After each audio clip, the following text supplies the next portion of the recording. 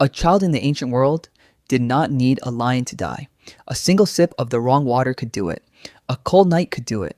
A small cut that turned hot and red could do it. A cough could do it. A bite from something you could barely see could do it. The killers that took most children were never the ones you'd expect. They were small, quiet, everywhere, and that is exactly what made them so deadly. For almost the whole of human history, a newborn was surrounded, every hour, by a dozen tiny ways to die, and not one of them roared. The astonishing part isn't that so many ancient children died, it's that any of them lived at all. And here's the strange part. Every person alive today, including you, comes from an unbroken line of children who made it through those first fragile years. Not one of them slipped away before passing life on. Thousands of generations, and the line never broke at its weakest point, the very beginning. They took every human means to protect it, yet no parent could ever truly promise the morning. By a mercy beyond them, the line held. So what were these children actually up against? Not lions. Something far smaller and far deadlier.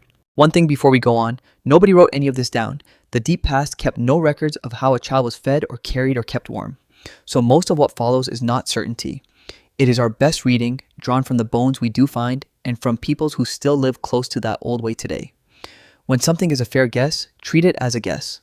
And one more thing, everything you are about to hear, the milk, the warmth, the watching hands, the old knowledge, was only ever a means. None of it kept a child alive on its own. The one who provides did, and these were simply the means he gave. The dangers, though, were real. Let's look at them. Let's be honest about the danger, because it wasn't what films tell you.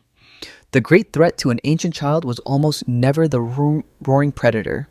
It was the things too small to see. A mouthful of bad water, a scratch that turned hot and red, a cough in a cold night, a single bite from an insect. These are the things that did the killing.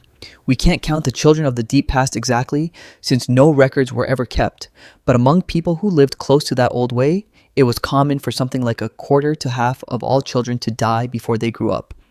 Not from monsters, from a world where the smallest wound had no cure and the smallest mistake had no undo. And the child they were trying to protect was the most helpless creature in the whole animal world. Across the animal kingdom, the young are born ready. Within a day, most can stand or cling or run or hide.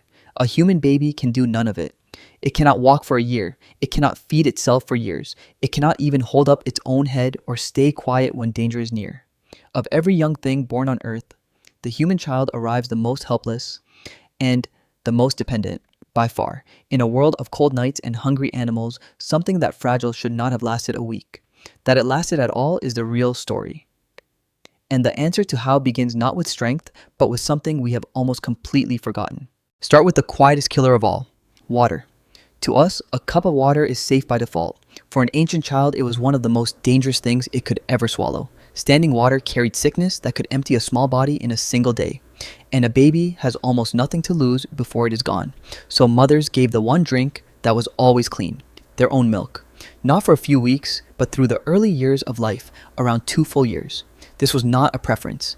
It was the only sterile, complete food a child could get in a world with no bottles, no clean supply, and no medicine. Milk fed the child, and it carried real protection against the very sickness that filled the water all around them. The breast was the first defense any human being ever had. Next came the cold. A grown body can hold its heat through a hard night. A newborn cannot. Left apart, even in weather that wouldn't trouble an adult, a small child can slip away in its sleep before anyone wakes. That part is not in question. It is simply how a small body works. But how exactly they held the cold back, we can only reason toward, since the answer left almost nothing behind to find. Judging from the plain need and from peoples who still live close to that old way, the most likely picture is this. The child was kept close and kept warm, most probably against a body by day and among sleeping bodies at night, wrapped in whatever held heat best, be it hides or plant matter or something we can no longer name. The material we can guess at. The rule beneath it we can be sure of. A newborn could not be left to the cold and live, so it wasn't. But holding a child did something stranger and deeper than keep it warm. It kept it quiet, and quiet meant life. When you lift a crying newborn, hold it against you and take a few steps, it goes calm, almost at once. The crying stops, the heartbeat slows. The little body relaxes. This is not just something tired parents imagine. Scientists have studied it closely and given it a name: the transport response. In a well-known study published in 2013, researchers led by Gianluca Esposito compared human babies and mouse pups and found the same thing in both. An infant under 6 months, carried by a walking mother, immediately stops moving, stops crying, and its heart rate drops. It is an automatic reaction wired into the nervous system, not something the baby chooses. The same calming under caring shows up across many mammals whose young are born helpless. The researchers went further. They suggested this quiet may raise a helpless infant's odds of survival in a moment when a mother has to move fast and escape danger. And that is a part worth sitting with. Out in the ancient world, a crying infant was a sound that carried, and the wrong ears could hear it. A baby that fell silent the instant it was lifted was a baby that did not draw danger down on everyone around it. It is hard not to wonder whether this quiet was placed in us on purpose, by the one who shaped the child, for a world where, so often, in silence, there was life. When milk was no longer enough, a new danger opened. There was no soft baby food, nothing mashed in a jar, nothing safe and gentle from a box. A tough piece of meat or a hard root could choke a small child. So, most likely, the older ones solved it with their own mouths. A mother or a grandmother would chew a piece of food until it was soft and broken down, then pass it, still warm, into the child's mouth. We can't dig this out of the ground, but it turns up among peoples the world over, and from that, we can reasonably suppose it is very old. It sounds strange to us now, yet it was, in all likelihood, the first weaning food a human ever ate. Soft, warm, and given, quite literally, by someone who loved them. And through all of it ran a single rule that we have almost entirely lost. A child was rarely, if ever, raised by one pair of hands. To us, a mother alone with her baby is the normal picture. In that old world, it would have been close to a death sentence. One person cannot watch, and feed, and warm, and guard a helpless child every hour, without sleep, for years. So, as best we can tell from the peoples who still live that way, they didn't. The child passed from arms to arms all day long.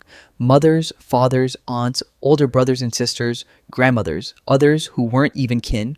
Some fed the child themselves. Fathers, too, seem to have stayed closer at hand than we tend to picture. The weight was shared, because shared was the only way that weight could be carried at all. They did not survive because they were strong alone. They survived because a child was rarely left to be carried by one person alone. There was another quiet danger, and it came from inside the family itself. Two helpless infants at the same time. A single newborn stretched a family to its limit. Two at once, and the chance of losing both climbed fast. But two at once was rare, and the reason was simple. A mother nursing her child through those years usually would not conceive again in that time. With the years of feeding, the children were born far apart, so one small life had a real chance to grow strong before the next arrived. In the hardest world imaginable, they came far enough apart that there were always hands free to keep each one alive. Then there was sickness itself. In a world without modern medicine, a fever, a bad wound, the hard days of a child cutting its first teeth, any of them could turn. Against this, they had one thing, and by God's leave, it did more than we would guess. Knowledge carried in living memory, which plant eased a fever, which food a sick child could keep down. What to do and what never to do. This was handed down from old to young, mouth to ear, across countless lifetimes. A single person who knew these things was worth more than any tool. A living store of answers that had, by God's leave, helped keep children alive before. Lose that person before they taught you, and a whole store of hard-won knowledge could vanish in a single season. A child's best medicine was an old mind that remembered. And that points to the most unexpected protector of all. The old woman. In much of the animal world, a body that can no longer bear young does not linger long. Yet human women live on for many years past childbearing. And we can only reason toward why, since no one wrote it down. Among some of the last people to live the old way, it is the older women, long past childbearing, who are among the hardest workers of all, digging tough roots from hard ground for hours, gathering food young children could never reach, and feeding it to their grandchildren. That freed a mother to raise her next child sooner. It may be that a grandmother's long life exists because, long ago, an old woman digging roots in the sun was the difference between a grandchild living and starving. Her age was not the end of her use. It was one of the strongest protections a child ever had. Step back and look at what they were doing. These people expected the danger. Their whole way of living was built around it. We are the ones who forget how thin the margin ever was, who assume a child is simply safe. They never assumed it. Keeping a child alive wasn't one task among many. It was the center everything else turned around. And still, no one could promise the morning.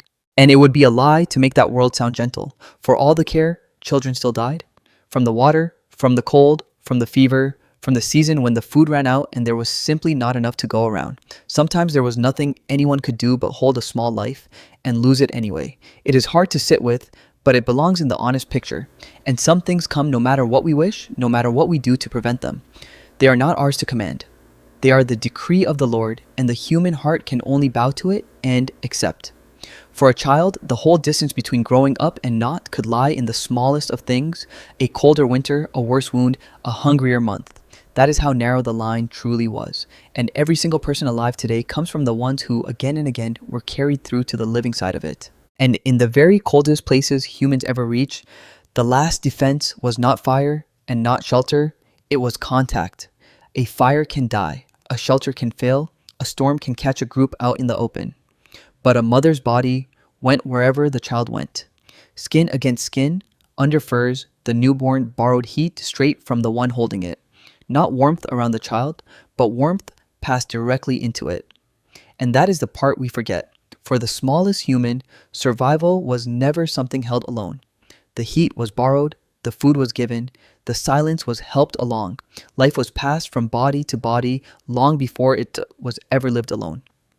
In the coldest place on earth, the first shelter a child ever knew was not a cave. It was another human being. So look at the whole of it now.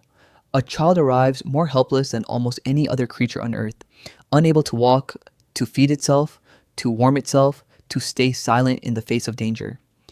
By every plain measure, it should not survive. And yet, laid right beside that helplessness is everything it needs. Milk, clean in a world of dirty water. A calm that falls over the child the moment it is carried, so it does not draw the danger near. Warmth in the body of the one who holds it. Hands enough to share the weight. Old ones who remember what saves a life. The helplessness and the rescue arrive together, matched to each other, part for part. Think of a lock, and the one key that opens it, cut to fit exactly. You don't say the lock got lucky. You know the key was made for it. The most fragile life on earth, and set right beside it, precisely the mercy it needs to live. That is not the world being kind by accident. The world arranges nothing on its own. It is a sign for anyone willing to see it. So the next time you lift a crying child and feel it go quiet against you, say stop, just for a breath. You are holding a mercy older than all of history, placed into that small body long before either of you arrived. And you come from an unbroken line of fragile children who were carried and warmed and kept, every one of them, by hands that cared and by the one who provides.